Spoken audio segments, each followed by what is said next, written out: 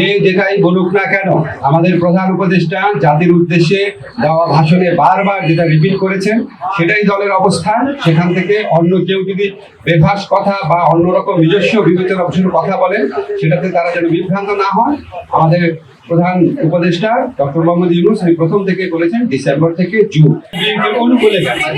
তারপর তারা বলেছেন যে রাজনৈতিক হয়রানিমূলক মামলা প্রত্যাহারে বিলম্ব হচ্ছে।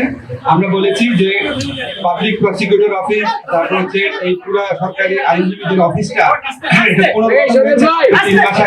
3 মাসের মধ্যে 7,000-এর বেশি মামলা প্রত্যাহার হয়েছে, 16,000-এর মতো মামলা অলরেডি লিস্টেড আছে। এবং আমরা বলেছি যে এটি দ্রুত গতিতে সম্ভব কিনা। ওনারা আমার কাছে মনে হয়েছে ওনারা আমাদের আনসারটা বুঝতে পেরেছেন। ওনারা বলেছেন যে ফ্যাসিস্ট শেখ হাসিনা যে গণহত্যা ছিল সেই গণহত্যার বিচারে বিলম্ব হচ্ছে। আমরা ওনাদেরকে বলেছি যে এর আগে সরকারের সময় বিচার হয়েছিল সেটা থেকে কম্পেয়ার করে দেখিয়েছি কোন রকম বিলম্ব করা হচ্ছে না। ওনারা আরেকটা ট্রাইব্যুনাল গঠন করার কথা বলেছেন। আমরা বলেছি আমরা এই লক্ষ্যে কাজ করছি, অচিরেটা হয়ে যাবে। ওনারা বলেছেন যে বিএনপি বাংলাদেশে গত 15 বছর যাবৎ নিরবচ্ছিন্নভাবে নির্যাতিত হয়েছে। অবশ্যই আমরা সেটার প্রতি শ্রদ্ধাবোধ দেখিয়েছি এবং এটা অবশ্যই ওনারা কারেক্টলি বলেছেন। ওনারা বলেছেন যে ওনারা যে দলের যে সংস্কার ভাবনা যেটা এটা বহু পুরানা, ওনারা সবসময় সংস্কারপন্থী দল, আমরা এটা এগ্রি করেছি। অবশ্যই বিএনপি সবসময় সংস্কারের কথা বলেছে। সবচেয়ে বড় কথা বিএনপি আমাদের এই বিভিন্ন যে সংস্কারের জন্য গঠিত বিভিন্ন কমিশন আছে, বিশেষ করে ঐক্যমত্য কমিশন যে প্রস্তাবাবলী আছে সেটা ক্ষেত্রে বিএনপি অত্যন্ত ইতিবাচক একটা রেসপন্স দেখিয়েছে।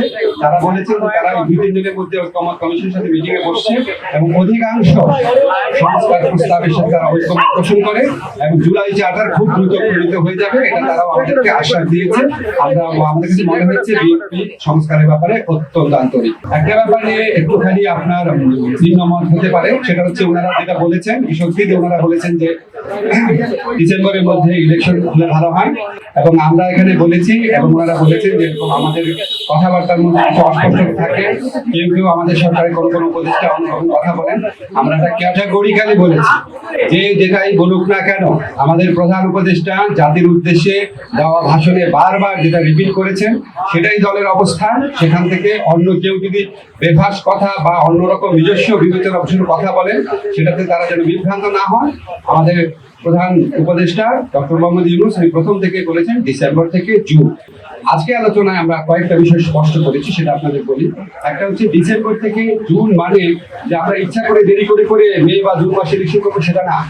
ডিসেম্বর থেকে জুন মানে হচ্ছে ডিসেম্বর থেকে জুনের মধ্যে যত তাড়াতাড়ি সম্ভব।